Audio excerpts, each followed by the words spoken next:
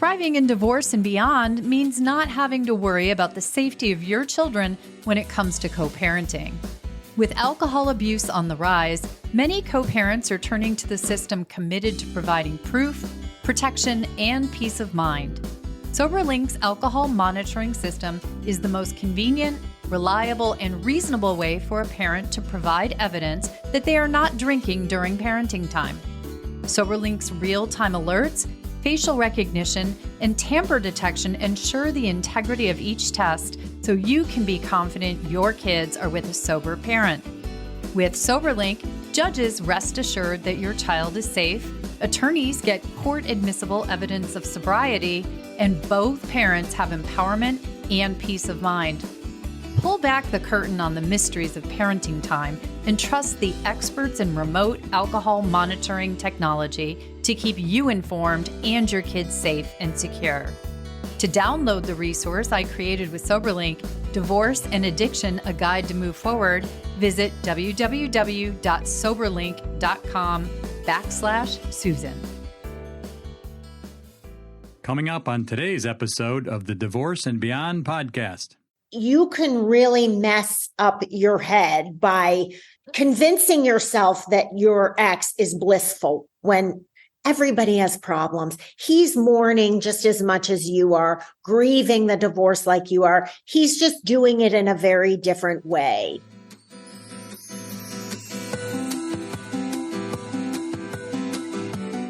Hello, and welcome to the Divorce and Beyond podcast.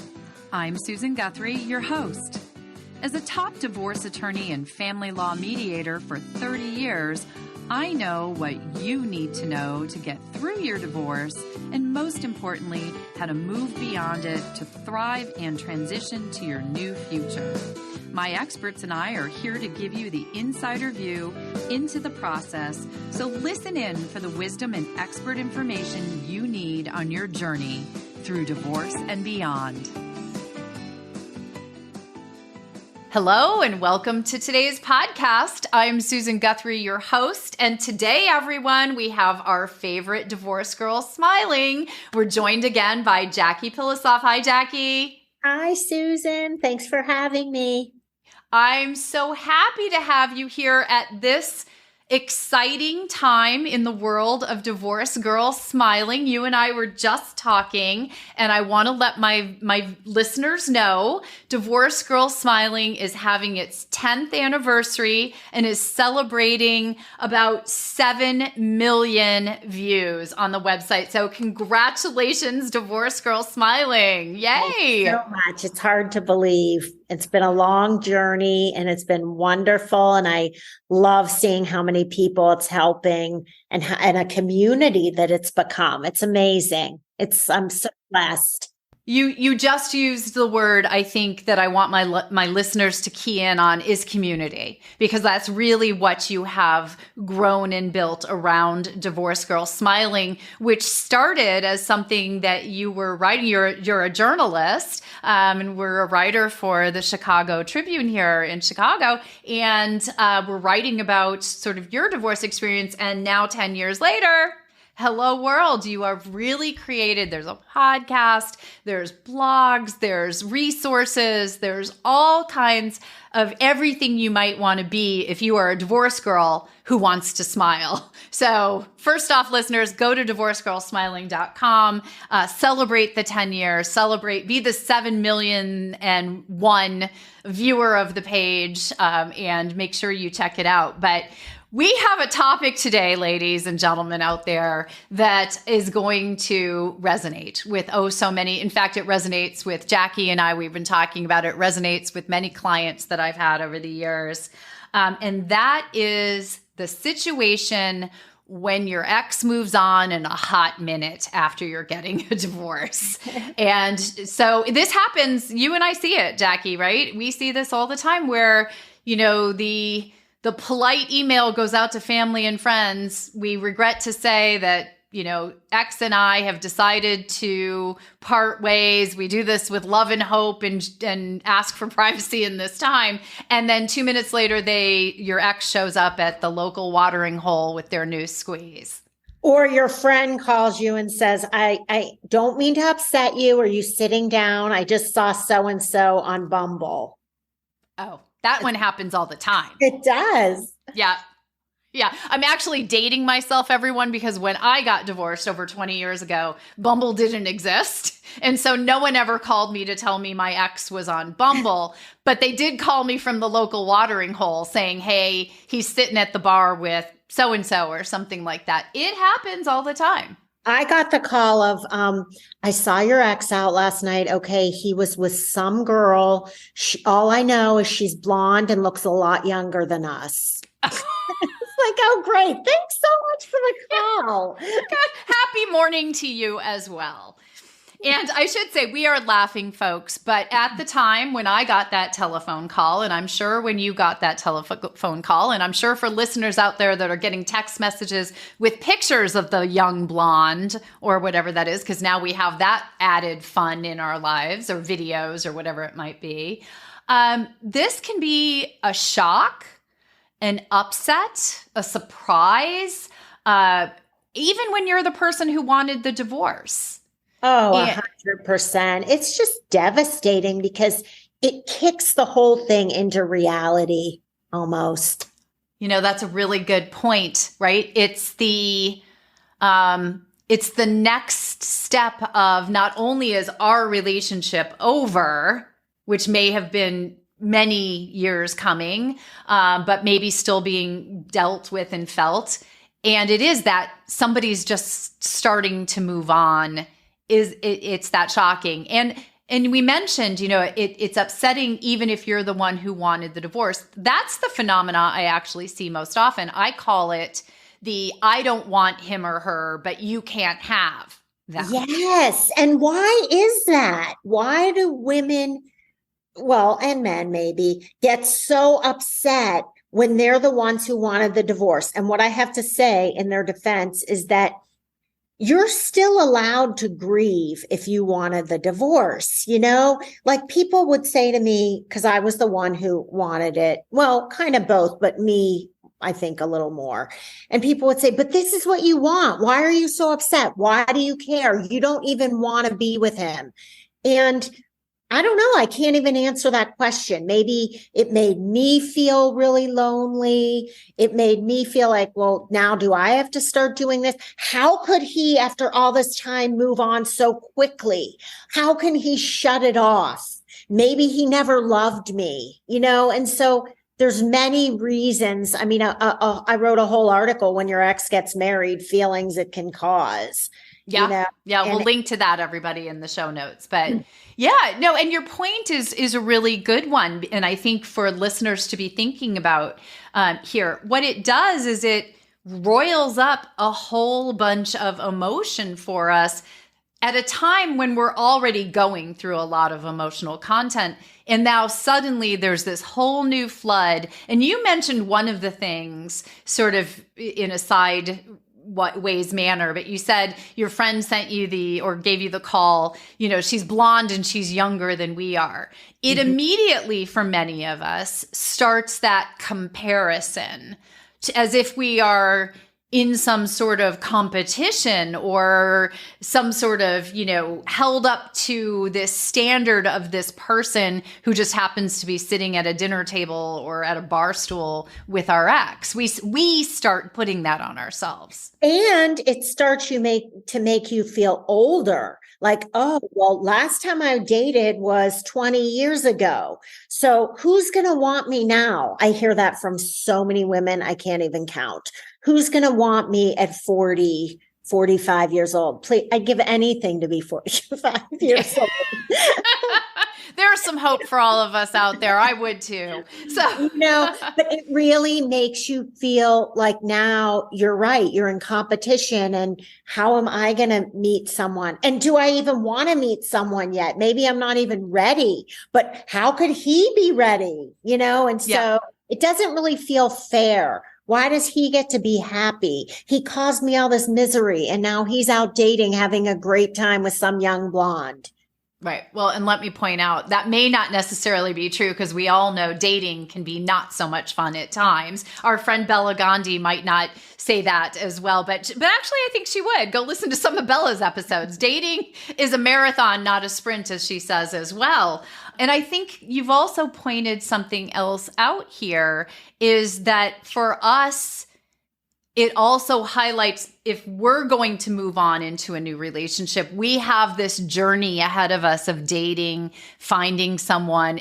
We may not be ready. Should we be ready? Hey, they're ready. Why aren't we feeling ready? And they seem to have seamlessly and easily just jumped ahead into the next relationship. And so that can also make us feel, I think, like we're starting behind way back, still in the starting gate while they've moved on with their lives. Absolutely. And, it also makes you think to yourself, well, maybe he didn't love me. And I want to tell your listeners that is definitely not the case. Men, I believe, I don't want to generalize here, but I think men deal with getting divorced much differently than women, and they jump into a relationship really quickly, or even just sex or dating or going on these apps because that is their way to soothe their pain. Whereas women will go to therapy, get a divorce coach, work on themselves. Now, Susan, I'm not saying this is true for every man and every woman, but I've talked to enough divorced men and divorced women to know that it's usually women take their time. They don't jump into a relationship, and really a lot of men do. I shouldn't say all, a lot. No, yes, there are generalizations, but I've been a divorce attorney for a really long time. And I will have to say that generally that is what I have seen as well with clients, is that the men in relationships tend to very quickly feel a lack in their lives, right? There's a person missing. And so they will very quickly fill that empty space with another person. But what I have also noticed is that because divorces take so long, so as a divorce attorney, I was often involved in their lives for quite a year, 2 years, several years in some cases. Very rarely did those relationships end up being a final relationship or the next real relationship, but they would act like it was. Yes, absolutely. And here's another thing that people do. We tend to fantasize that our ex is so much happier than us. He's having the greatest time. He's so happy he's divorced. He's so in love with this other woman. And you have to, I'm talking to your listeners now, get that out of your mind, because you can really mess up your head by convincing yourself that your ex is blissful when everybody has problems. He's mourning just as much as you are, grieving the divorce like you are. He's just doing it in a very different way. Yeah.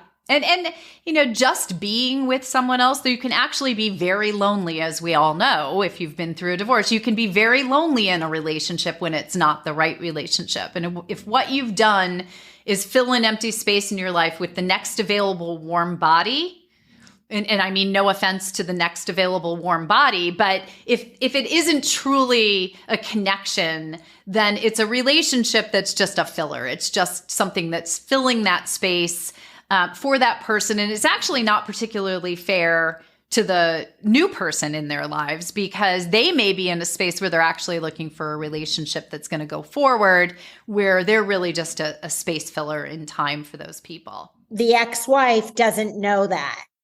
So you're sitting there thinking he's blissful, and really he isn't. And the other thing I remember is my ex started dating my neighbor, and oh, that was fun. So you get to watch it. I would see them everywhere. And I remember people in my town, like I was thinking, I live in a small suburb, and I was thinking people would think, well, why did he get involved? So she must have been the problem, because, oh, look, he's dating so-and-so, and they're so cute with their little blended family.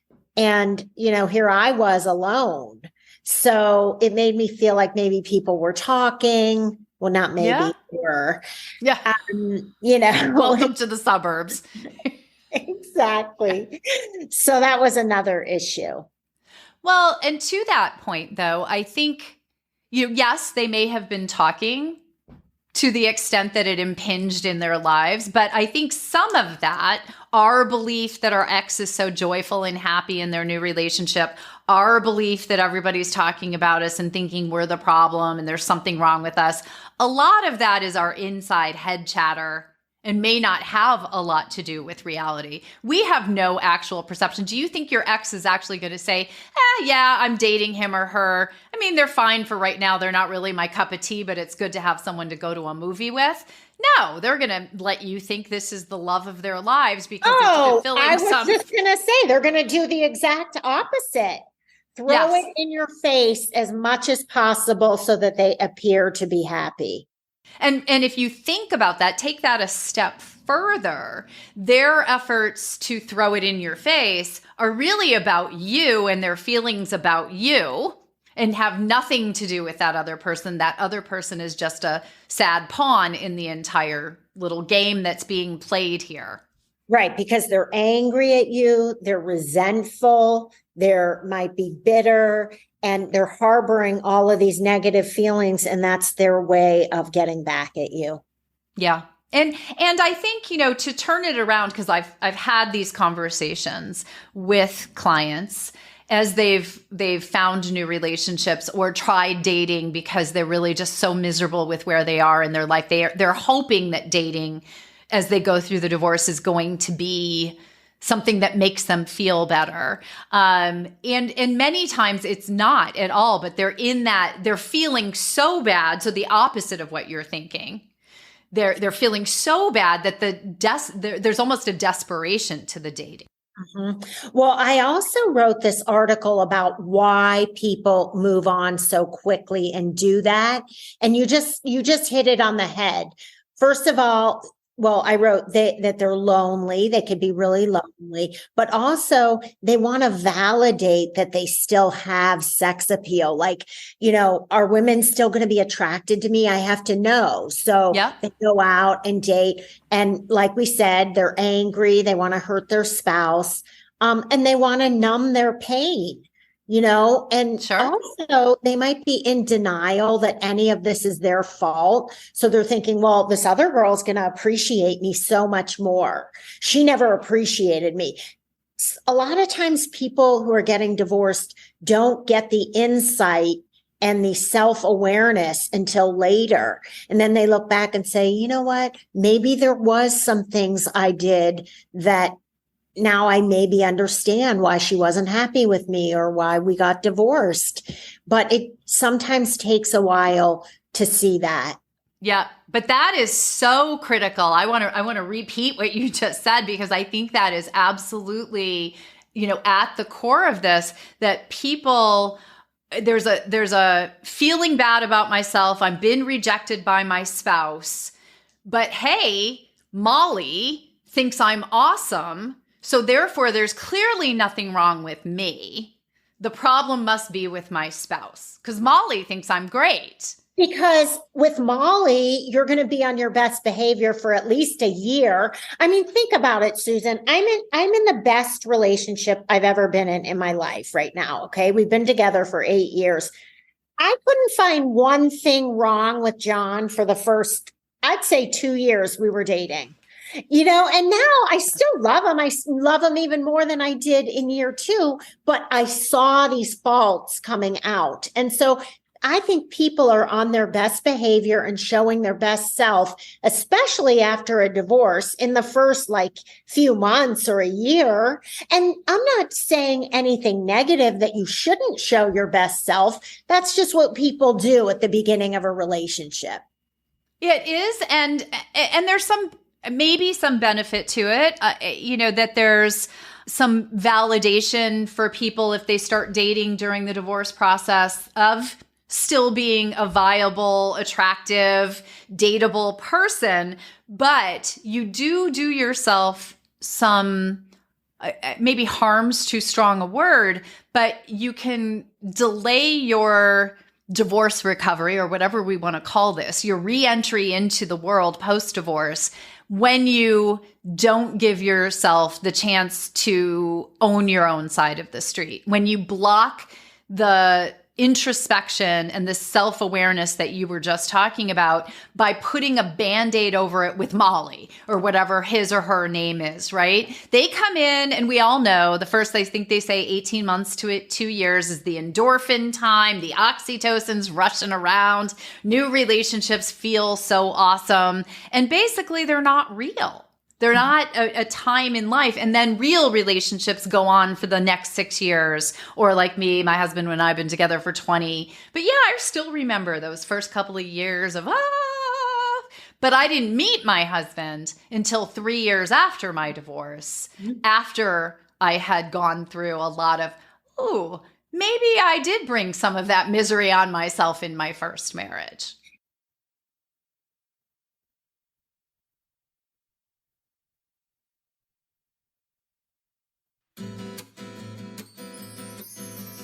So listeners, the number one regret I hear from people who've gone through a divorce is that they didn't prepare in advance. We know there's no do-over in divorce, so planning early in the process truly is a game changer. The Divorce Planner's divorce prep products have helped thousands of people throughout the US and Canada save both time and money during their divorce. Their digital divorce prep products guide you through how to build resilience, how to tackle your budget with easy-to-use financial planning tools, and how to streamline your essential document collection, all of which brings you clarity and confidence for moving forward. Recommended by divorce attorneys, mediators, and financial advisors, the Divorce Planner's digital downloads help you address the emotional and the business sides of divorce so you create your best next chapter. Visit thedivorceplanner.net to learn more and take advantage of the free divorce prep resources available on their site. Divorce is hard. The Divorce Planner makes planning for one easy. Stay tuned for more from my chat with the founder of Divorce Girl Smiling, Jackie Pilossoph, as we talk about how to cope when your ex moves on in a hot minute. Really, you deserve to be with somebody who loves you. And people will say like, oh, I loved him so much and he left. Well, you deserve to be with someone who doesn't leave, who's going to love you. And why would you want him if he doesn't want you anyway? If you are enjoying this episode, be sure to check out last week's show with top attorney and mediator Rosemary Ferrante as we unpack just what no-fault divorce really means and why it's a good thing. Every state in this country adopts no-fault divorce. It was to de-escalate. It was to help families transition. It's led to more efficient divorces. It's led to more healthy and respectful divorces. And isn't that the goal of a society, I would hope? And now we return to today's show. And also, what I think your listeners, I would love for them to know this, is that doesn't mean you can't date. You can still work on yourself and date. We're not saying that you should sit home and work on yourself and not get involved with someone. But Susan, you're right. You probably, as you were going through the self-awareness in the 3 years, you probably dated people and had relationships that didn't work out because you were still finding yourself and trying to fix yourself and be a better partner for your next real relationship. Yeah. And the work you do starts to let you know what you don't want and to be more decisive about that. And that was something that was actually the most helpful to me because you're right. I did date. I mean, not a lot, but I did date during those 3 years. And I would quickly know that this was not, this is fun for dinner, but this isn't going anywhere. Or not just what you don't want, what you're not willing to put up with. Thank you. You know what? Yeah. I am not going to settle. When people say settling, they think of like, settling for like the nice guy. That's not what I'm talking about. I'm talking about all of these red flags. And you're saying, I'm okay to be alone rather than date another like someone who has an addiction or somebody who cheats or any red flag. Yeah. And you just feel like, in your heart now, you deserve the best. Yeah. And you're more aware of what that is for you. And you're a better partner yourself, I think, when you do that work. One thing that comes up very often, we talked about the episode being when your ex moves on in a hot minute, but what do you have to say about when it's not even really moving on because they already moved on? This is the affair partner that they now jump into a full-blown, like, playing house relationship. They move out one day and they're in a new family the next day. Okay, you mean not just moving on, getting married when you're actually or in the divorce, like they finally say they've been having an affair, you knew or you didn't. They've decided that divorce is happening. They tell you and literally like go out the door and move in with this other person they've been having an affair with and go out in a whole new, hey, I've moved on. Right. Okay, so that did not happen to me, but it happened to a good friend of mine, and I lived the whole thing with her. And to see that kind of pain, it's been like 15 years already, and she's totally fine and doing great. But to watch that pain, Susan, it was heartbreaking for me. She was just so devastated. I mean, he had like a new family in like 2 minutes. Yep. And she thought they were happy. She had no idea. And so I can't even imagine the pain that would cause somebody. So I guess, are you asking me for suggestions if this is somebody's experience? Because I think it happens, I know in my experience of clients that this happens fairly often, right? That when there's been an affair, many times when the couple splits up, the person who's leaving will just move right into a new relationship with the affair partner. And it's horrible. And as I said, it didn't happen to me, but my ex did get married pretty quickly, not with someone he was cheating, but here's how it made me feel. It made me feel really alone, like I was so alone and he was blissful.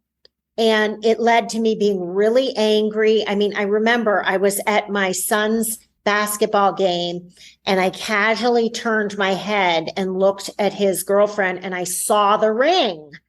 And I turned around and I had like tears in my eyes and was holding back tears the entire game, thinking, oh my gosh, there's nobody I can say to this, even talk to, and I have to fake it now.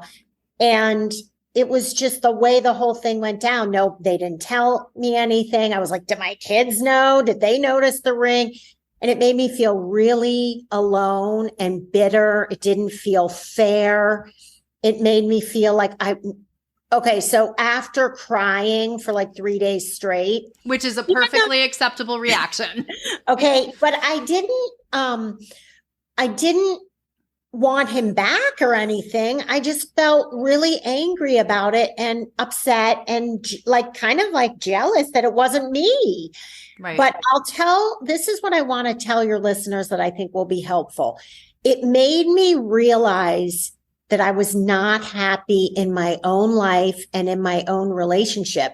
And I had been divorced for like probably 3 years.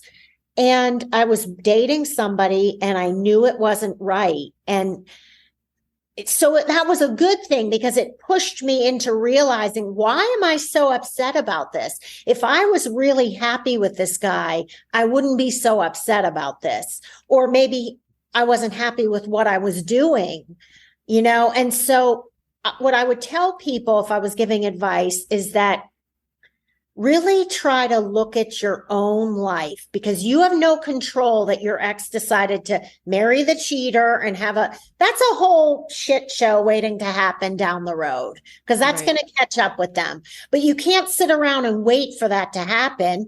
You have a chance here to have a really happy life. So the focus always has to be on what you are trying to do to make your life better. and almost like cognitive therapy, saying whenever thoughts of him and her and their new baby are coming into your mind, you have to block them out and say, nope, I'm not going there. I'm going to think about, what am I doing tonight? I'm having dinner with one of my best friends from high school. We're going to have a great time. Anything, whatever it is. I'm getting a new puppy. I'm going to get it promoted in my job. Anything you want. You need to focus on making yourself happy, because there's nothing you can do about him and his new baby and cheater wife.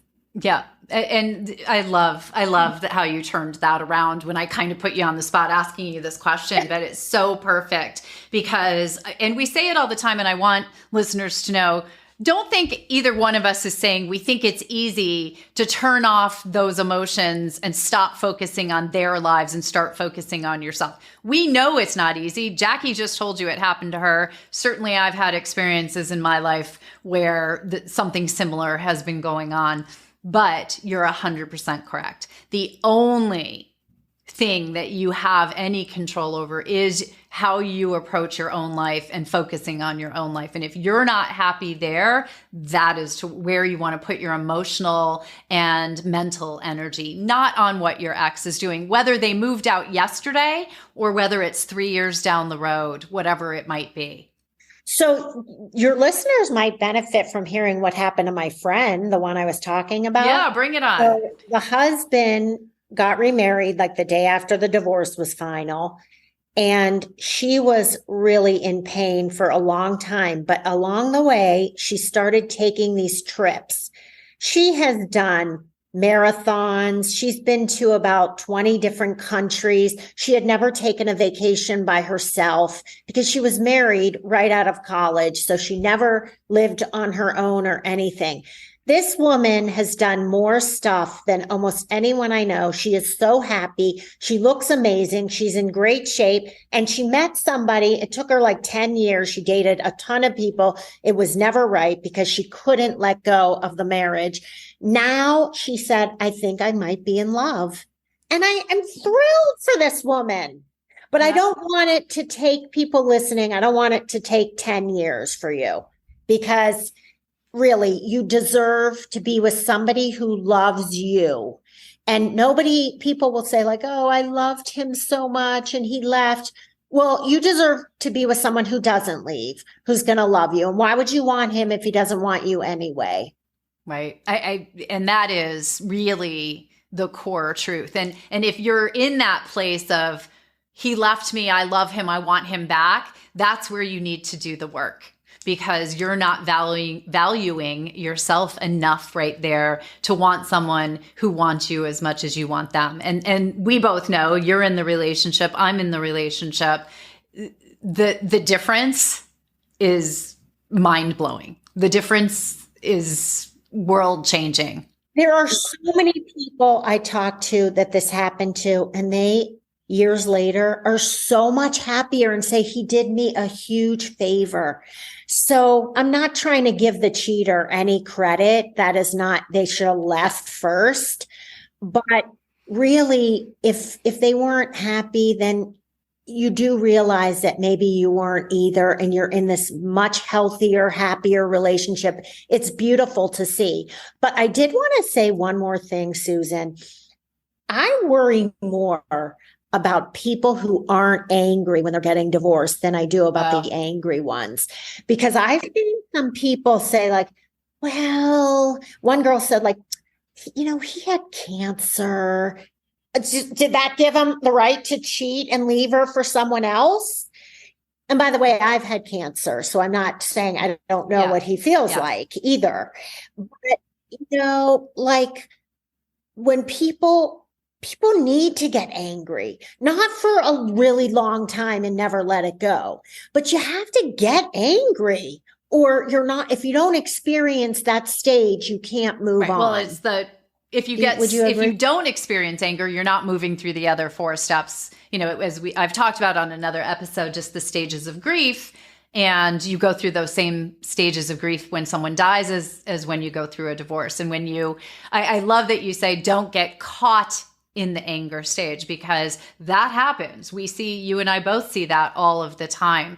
But there is a healthy amount of anger, but that is focused on the other person. And I really ultimately really want listeners to hear what you said that I think is so valuable, is the focus on the other person, what they're doing in their life, whether they're happy or they're not. That is not going to change anything about the happiness of your life. That's where you want to put the focus. What do you need to be happy? Where can you make changes to be happy? And, I loved your story about your friend on that, and yours when your ex got remarried 3 years later, right? It showed you that there were changes you needed to make in your life, not about him, about you. Right. And for anyone who's listening, every time you stalk his Facebook page or one of his friends trying to get a glimpse of a picture, you're only hurting yourself. Like, be kind to yourself. Don't do that to yourself, because you're only gonna be upset. There's no other outcome that is gonna happen. You're not way you're gonna react like, oh, she looks lovely. Right. Even if the girl is hideous, or your ex got fat or is balding and you're like, oh, he doesn't even look good anymore, it's not going to help. You're still going to have that pain. So don't you love yourself enough not to do that to yourself. 100% agree. And everybody does it. Try not to do it, everybody. And your friends are going to do it, and your family's going to do it, and tell them you don't want to see it. You have better things. And you don't want to hear about it. So I love this. I know there are going to be insights here that really help people, because these are honestly, 90% of divorces, somebody's going to be feeling some of what we've been talking about here. It's just a universal as people move on through divorce and after divorce into their better life beyond. But what we want you to know, everyone, is there is a better life beyond. And you can help, Jackie can help you get there if you go to Divorce Girl Smiling. She'll have you smiling a lot faster if you visit the website. So tell everybody what you want them to know and how to reach out to you, Jackie. Well, what do I want them to know? I want them to know that I went through a divorce several years ago, and I'm feeling all the emotions that you're feeling. I went through it all. So I never claimed to be a divorce coach or a therapist. I am a journalist. Divorce Girl Smiling is a media company. And I just took all my pain and journaled it. So I'm feeling, I felt your fear, your stress, your sadness, your anger, your jealousy, everything you're feeling, I did. And that's what you'll find on Divorce Girl Smiling. It's very non-judgmental. It's all about things I've seen in divorce, what I experienced, the mistakes I made, what I did right. And, that's what I want to say. You're going to turn out just fine if you make good choices. And if you really want to be happy and have a good life, you definitely can do smile. So go to divorcegirlsmiling.com. As always, we will have links to everything that we've talked about in the show notes, everyone. And Jackie, I know I'm going to have, so the way Jackie ends up on the show is I see one of her articles come out and I'm like, oh, that is a topic we have to talk about. So I know you're going to be on again soon, but thank you as always for being so generous with your time and your wisdom to come on my show whenever I ask you. I really appreciate it. Oh, well, thank you for having me. I always have such a good time talking to you, and I feel like we really helped a lot of people. Always. Thank you. Thank you for joining me today on the Divorce and Beyond podcast. I hope you found some information and inspiration to help you on this journey. Please join me every Monday at 6 a.m. Eastern Standard Time for a new episode. And if you like the show, please take the time to subscribe and leave me a 5-star review on iTunes. You can also find more information on the website at divorceandbeyondpod.com, where you'll find links to the YouTube channel, transcripts of the episodes, and other bonus content. So I'll see you next week to help you move through your divorce and beyond.